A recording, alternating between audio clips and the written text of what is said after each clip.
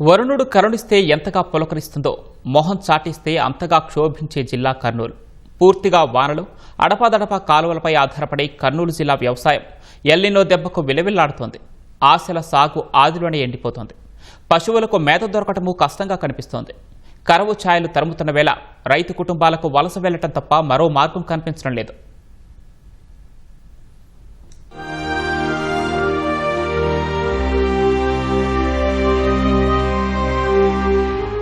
Dead స్టోరేజ్లో సాగునీటి ప్రాజెక్టులు, ఒట్టిపోయిన సాగునీటి కాలువలు, నిలువునా ఎండుతున్న పైర్లు. ఇది కర్నూలు జిల్లాపై మాయదారి ఎల్నినో ఎఫెక్ట్. జిల్లాలో అడపాదడపా సాగునీటి కాలువలున్నా రైతు గుడ్డిగా నమ్మేది వరుణుడినే. కాని ఈ ఏడాది వానదేవుడు కరుణించలేదు, మేఘం వర్షించలేదు. ఖరీఫ్ ఆరంభమై నెల దాటినా విత్తువేయలేని పరిస్థితులున్నాయి. నేడో రేపో వాన రాకపోతుందా అనే ఆశతో రైతులు దుక్కి దున్నుతున్నారు. అప్పో సొప్పో చేసి విత్తనాలు కూడా కొని తెచ్చిపెట్టుకుంటున్నారు. మరి వర్షం కురవకపోతే పరిస్థితి ఏంటనే ప్రశ్నకు సమాధానం దొరకడం లేదు. 3 ఎకరాలు మిరప వేయాలనుకున్నాము. ప్యాకెట్ 900 పెట్టి 30 ప్యాకెట్లు ఇచ్చేసినాము. ఇప్పుడు నీళ్లు లేవు అని చెప్తున్నారు. 36 ప్యాకెట్లు సార్, 20-30 వేలు, దాదాపు 30 వేలు అయ్యాయి సార్. ఈ బెడ్లకు ఒక్క బెడ్ పోయినాకే 1500, అప్పుడు 5000 రూపాయలు బెడ్లు పోయినాకే సార్. మామూలుగానే అదే ఆలోచిస్తున్నాం సార్, మరి ఎట్లా చేయాలా, ఇన్ని విత్తనాలు అప్పుడే అని చెప్పింటే ఈ విత్తనాలుగా మనం తెచ్చుకోకుండా ఉంటుంది. ఒక వారం అటూ ఇటుగానైనా వర్షాలు పడకపోతాయా అని మొండి ధైర్యంతో ఇప్పటికే పంటలు వేసిన రైతులు దిక్కుతోచక అలాగే ఆకాశానికేసి చూస్తున్నారు. వ్యవసాయ శాఖ సూచనల మేరకు కంది, పత్తి వంటి వర్షాధార పంటలే సాగు చేశారు కొందరు రైతులు. వరుణుడు ఏదో పగబట్టినట్లు పైరు వేసిన నెల రోజులకు కూడా చినుకు రాల్చలేదు. ప్రాణం పెట్టిన పైరు ఎదగకుండా ఎండిపోతుంటే రైతులు కుమిలిపోతున్నారు. ఇప్పుడు ఎకరాకి 10,000 దాకా ఖర్చు పెట్టినాము. గుత్తుకి 5,000 లెక్క గుర్తుంది సార్ బయలు పంట. మళ్ళీ మేము వాన వస్తుందని ప్రయత్నం చేసినాము, రాలేదు. మరి ఏం పత్తి సార్, మరి దాదాపు అది ఇప్పుడు వయసు అయిపోయింది సార్. ఇప్పుడు నెల దగ్గర అయింది. ఇంకా ఏం వస్తే ఇంకొక 10 రోజుల్లో వచ్చే అవకాశం ఉంటుంది సార్, లేకుంటే లేదు సార్. కర్నూలు జిల్లాలో జూన్ నెల సాధారణ వర్షపాతం 78.8 మిల్లీమీటర్లు కాగా -6% లోటు వర్షపాతం నమోదైంది. జులైలో సాధారణ వర్షపాతం 57.2 మిల్లీమీటర్లైతే ఇప్పటిదాకా నమోదైంది 20 మిల్లీమీటర్లే. అంటే వరుసగా రెండో నెలలోనూ వర్షపాతం -65% లోటన్నమాట. కర్నూలు జిల్లా సాధారణ సాగు విస్తీర్ణం 3,72,946 హెక్టార్లు. ఈసారి ఎల్నినో ప్రభావంతో 20% కూడా పంటలు వేయలేదు. నంద్యాల జిల్లాలోనూ లోటు వర్షపాతమే. జూన్లో కురిసిన తొలకరి వర్షాలకు ఆశపడి ఆదోని, పత్తికొండ, కోడుమూరు, ఆలూరు, ఎమ్మిగనూరు ప్రాంతాల్లో 10,000 హెక్టార్లలో పత్తి విత్తనాలు వేశారు. ఇప్పుడు అవన్నీ వాడిపోతున్నాయి. ఒక నెల కింద వర్షం పడింటే ఈసారికి బాగా ఒక అడుగైట్ వస్తుంది సార్. అందువల్ల ఇప్పుడు వర్షాలు లేక నేలలోనే ఉండిపోయింది సార్. చాలా కష్టాలు ఉన్నాం. ఇంకొక వారం దగ్గర అట్లా అయితే మొత్తానికి ఎండిపోతాయి సార్ పొలాలన్నీ. ఏవో గుంతులన్నీ నింపుకుందామంటే ఇక్కడ గుంతలు లేవు, ఏం లేవు సార్. నీళ్ళు కానీ ఆడ నిలబడవు. ఆ గుంతులో ఉన్న పంపుదారు కొట్టి ఏదో బతికిస్తుంటాం ఒక నెల వరకు. అది కానీ లేకపోతే వల్ల ఇప్పుడు చాలా ఇదైపోయినాయి సార్ పత్తులు.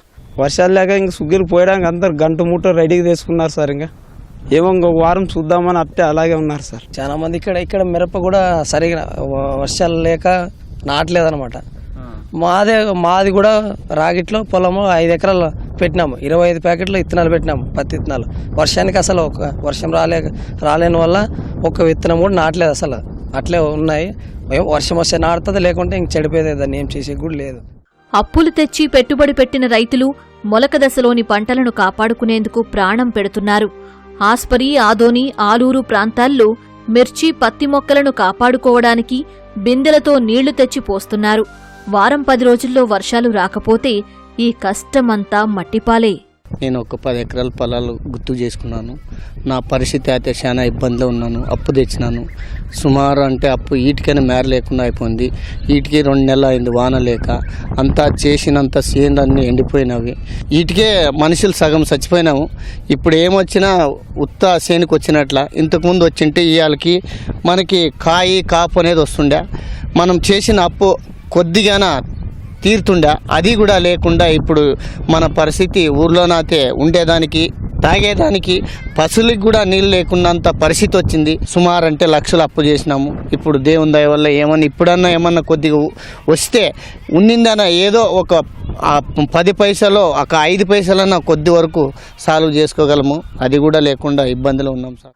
వర్షాభావంతో శ్రీశైలం, తుంగభద్ర ప్రధాన జలాశయాల్లో నీటి మట్టం పడిపోయింది.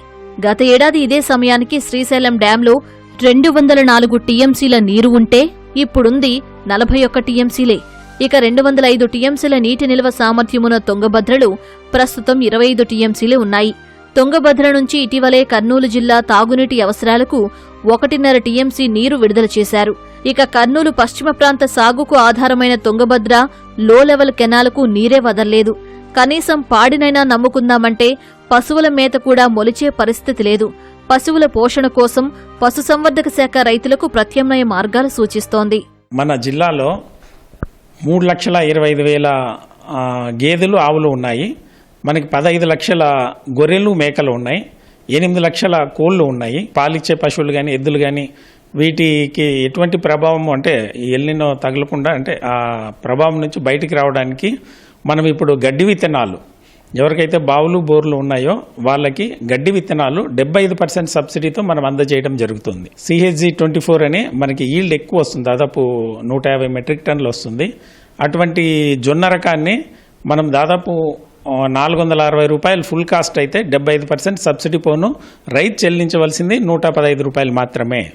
కాబట్టి ఆ విత్తనాలు కానీ లేదా మొక్కజొన్న 340 రూపాయలు 5 కేజీల కిట్ అయితే మనము 85 రూపాయలకే 75% సబ్సిడీతో రైతులకు అందజేయడం జరుగుతుంది. పాలు ఉత్పత్తి తగ్గకుండా మనకి రైతులకి రెడీమేడ్ అంటే పెల్లెటెడ్ దానా కూడా మనము 50% అంటే 50% సబ్సిడీతో రైతులకి 946 మెట్రిక్ టన్నులు అందజేయడం జరుగుతుంది.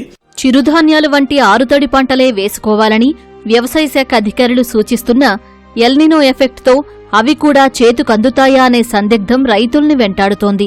కర్నూలు పశ్చిమ రైతులు ఆగస్టు, సెప్టెంబర్ వరకు వేచిచూసి పొట్టకూటి కోసం వలస వెళ్లక తప్పేలా లేదు.